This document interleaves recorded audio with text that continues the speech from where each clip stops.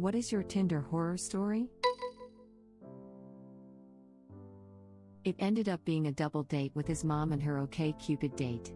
He told me that he and his mom were a package deal. I was mortified and there was no second date. That reminds me of a story from high school, although not a dating story. Knew this kid from school. His dad was an Episcopal preacher and he and his kid were huge Star Wars fans but never had the chance to see it on a big TV. At the time, the average TV was like 27 inches and this TV was like 50. Anyhow, halfway through the movie, it's nighttime and pitch black out in a rural area. The kid tells me his dad would love to see this movie on the big TV. He then tells me his dad has been waiting outside the house in his car, in the dark, the whole time, on the off chance the kid could work it into the conversation and the dad could come inside and watch the movie. Cue me, waving at this car in the pitch black for this guy, in the full black suit with white collar, preacher to come inside and watch the rest of the movie with us, which is half over by now. My parents, watching this guy walk inside in the middle of the night, looking horrified and wondering WTF is happening. He told me he's not gay but he prefers to have sex with men and prefers to be on the bottom. I asked if he was bi and he said no, I'm straight, I just like getting effed in the ass. And then he asked me if he could pee in my butt because he's always wanted to try it but he won't top guys so he can't find out how it feels. He's the head football coach of a private college in my state and that made it even weirder somehow. Edit, just want to add that I'm a woman and not a gay man at all, laughing my butt off. I messaged a girl who wanted to meet up, so I go out to the coffee shop and she's not there. I ask her what's up and she totally admits to being a dude catfishing me just so he could check me out in public, and goes on a rant about what a shame it is that I'm a lesbian because he'd totally F me. I feel like the creepiest part for me was that he never once tried to get nudes or anything, which I'd at least understand the effort for. He just wanted to stare at me in public. That is alarming. I've been waiting for the right thread for this. After a movie date with a guy I met on Tinder, we came back to my place. We'll call him Dude. I told him we could hang for a bit but I have work in the morning so I would need to go to sleep soon. Dude said that was fine, but he was hungry and he was going to order food. Okay, sure. Dude orders 2 large subs from Potbelly and a milkshake. Downs it. No judgment, he's 6 feet 4 inches, 210 pounds, younger still growing, by all means. I didn't think anything of it until later. We end up messing around a bit and fall asleep in bed. I wake up to my front door opening and closing several times over a 5-minute period. My dogs are going nuts, and it's 1 a.m. What the heck is this guy doing? I open the door to my room that opens up to the rest of my apartment and my bathroom is to the left where the light is on and the door is wide open. I walk around the corner to make eye contact with Dude who is in a squatting position over my toilet, with a stick, poking around in murky brown poop water that is millimeters from overflowing onto my bathroom floor. Horrified, he yells, "Stop looking at me. Go back to bed." I have it under control. I'm still waking up trying to understand what I'm seeing and what's going on, and I just start nervous laughing. I don't know what else to do. He yells, "Why don't you have a plunger?" And I said I don't know, I never needed one until now. He tells me to go back to bed, he has it under control. I'm so disturbed, tired, can't process what's happening and have work in the morning. I go back to bed. I remember hearing him peek in my room a bit later and heard, "I fixed it." And then heard him leave and my door close behind him. The next morning, I hesitantly approach my toilet to find the water is down. But there is something poking out from the bottom of the toilet like he didn't get it all. Upon further inspection, what I was seeing was the tip of a stick. Some gloves, towels and barbecue tongues. Later I pulled out approximately 3 foot of stick from my toilet that had broken off, followed by several other stick fragments. Dude had broken several sticks. I heard my door open and close so much, because he was going outside to look for a stick, one would break, and he'd go get another. Dude had left drippy poop water stains all over my bathroom floor. He also left my apartment so fast, that he left his underwear, and undershirt and socks. After work that day, I went straight to the store and bought a plunger. Lesson learned. TLDR, guy from Tinder ate a bunch right before bed, took a huge poop while I was asleep, woke up to him trying to plunge the toilet with the stick he found outside. Edit, I forgot I posted this and just came back so surprised. First Reddit Awards. Thanks guys. I feel bad for this guy, that sounds so embarrassing. Every bathroom needs a plunger, smiley face. When I was younger, I once had to use the bathroom outside my apartment's gym, which was right next to the management office where a really cute girl worked. I clogged the toilet and they didn't have a plunger. This was one of those ones that is so big it was still visible halfway in the bowl. It was really obvious that it was me who used the bathroom last, and I go there all the time. The last thing I want is for her to associate me with giant, toilet-killing bombs. In a panic, I calculated how much toilet paper I'd need so that it wouldn't immediately disintegrate, wrapped my hand in it, and fisted that epping turd down the hole. Easily my most shameful moment of my adult life. The one friend group that I revealed that story to still has a couple of guys who call me crap puncher even years later. Buy plungers, people. Don't let it come to this. Crap puncher just sent me. Bravo. Found a profile using a picture of me that was obviously ripped from my Facebook account. Come to find out, it was my ex-wife trying to stir up drama and problems between my current wife and myself. A single friend of ours texted me a screenshot of it. My wife is an intelligent woman and didn't fall for it.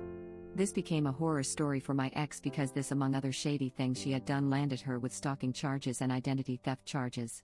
Sucks to be stupid. Full story, the fake accounts was just the beginning. Web link. There's multiple accounts on dating sites all over the internet that for some reason use my pics. I got a message on Facebook a few years ago from a girl who was irate that I would pretend to love her so much, then talk about how much I hated her dead brother. Her dead brother was actually an acquaintance of mine. Anyway, I was able to track that particular user to be someone I did know in high school, but beyond that I don't know. Even to this day I get messages from angry women. How were you able to track them down? My partner's ex over the past 3 years has been making fake accounts of us, or fake accounts to try and insult us and ruin our relationship. But the accounts always end up being deleted. So I met this girl on Tinder and went for a lunch date. We had a pretty good connection, so we decided to have dinner as well. After having a few drinks, one thing led to another and ended up back at my place. We hooked up and went to sleep. Middle of the night I wake up. She's intensely staring at me while she's crouched behind the bed. I asked her if everything is all right. She said yes and got back into bed. I thought little creepy, but probably nothing to worry about. She lays down to cuddle with me and she's wet. At the time, I was like, damn, I must just be a stallion. Fast forward to the morning, she's gone and there's a wet puddle beside the bed. She peed on my floor. I still don't understand it. I had a bathroom, but maybe she just got lost and couldn't hold it? I did not hear from her again.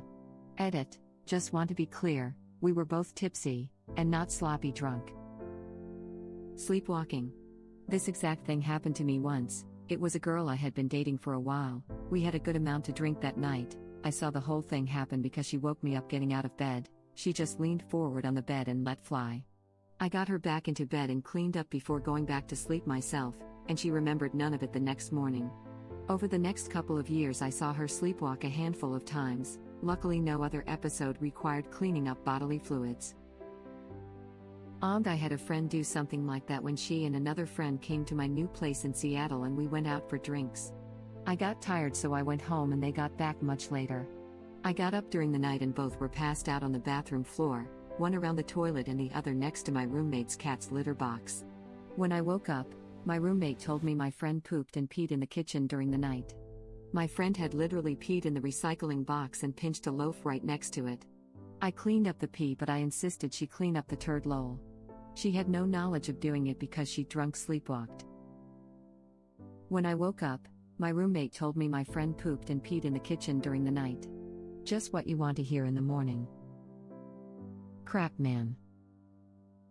Nah, piss. I matched with a girl and sent a lot of messages. Later that night we talked on the phone and the conversation was going really well, so I asked to go out the next night. She agreed, and then 5 minutes later she tells me that needs to tell me something. She tells me that she's permanently in a wheelchair. So I'm either in butthole if I back out now or in butthole if I lead her on. I figure why not, it's just a date and it could be a fun time still.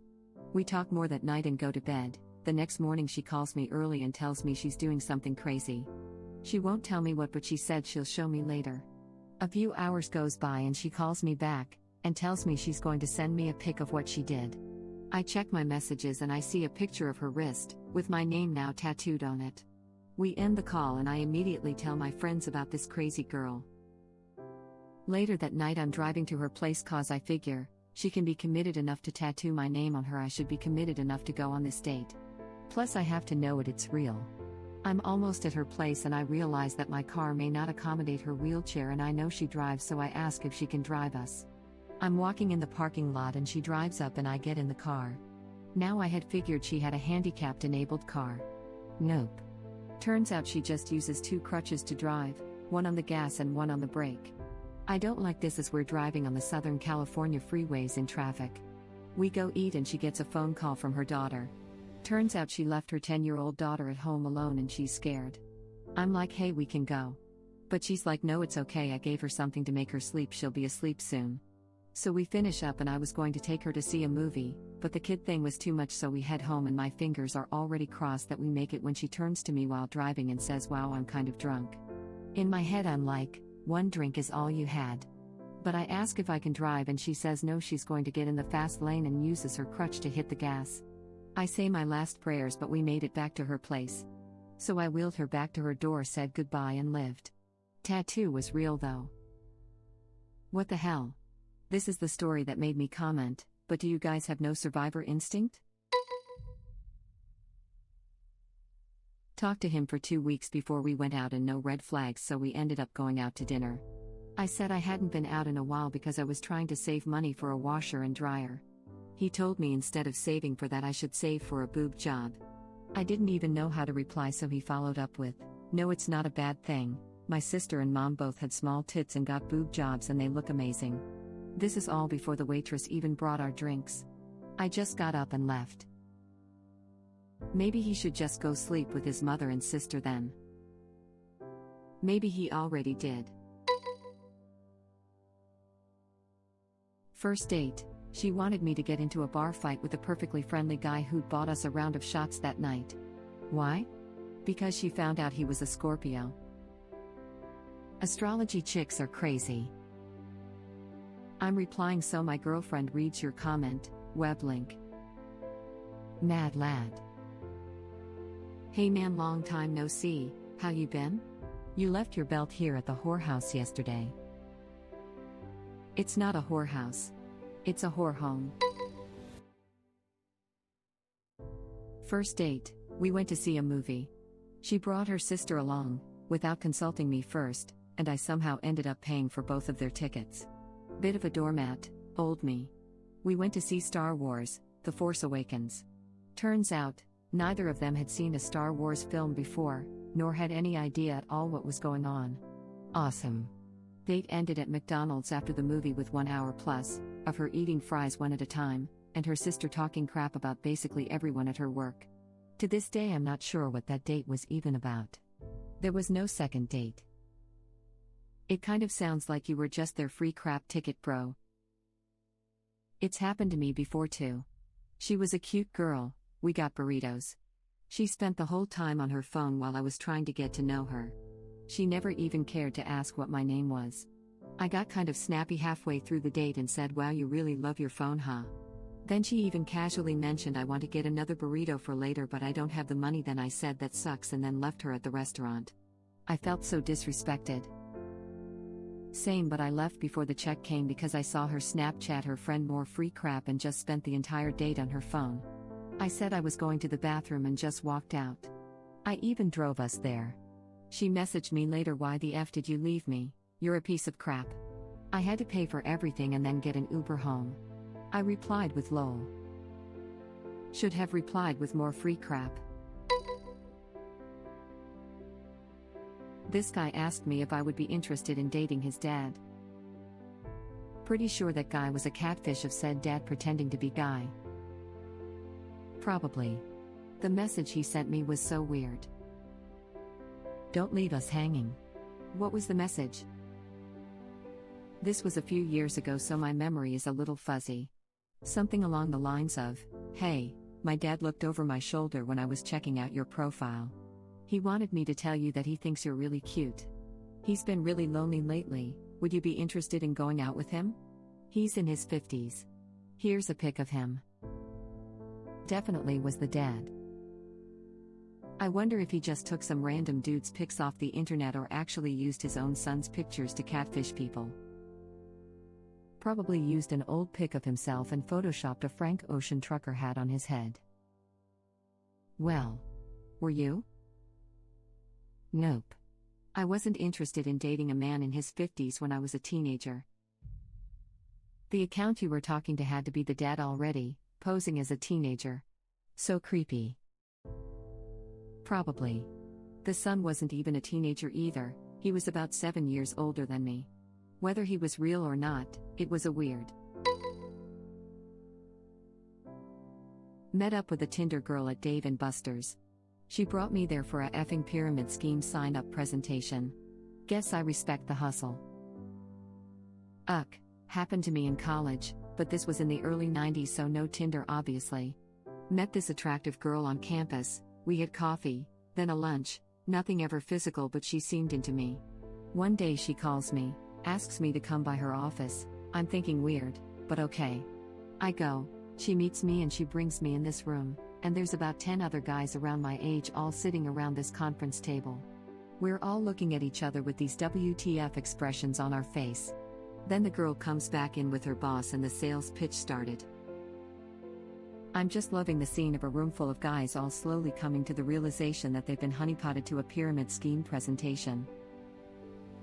This actually wasn't all that uncommon back in the 90s. MLMs were scum then too. This one made me laugh. I trust anyone who organized their pyramid scheme meeting to be held at the holy shrine of Dave & Buster's. Respect. Thank you for watching. If you like our videos, please like them on YouTube. And share them with your friends. Please subscribe to be the first to know about Red Rabbit Reader's new videos. We welcome your comments below. Another of our videos will begin shortly.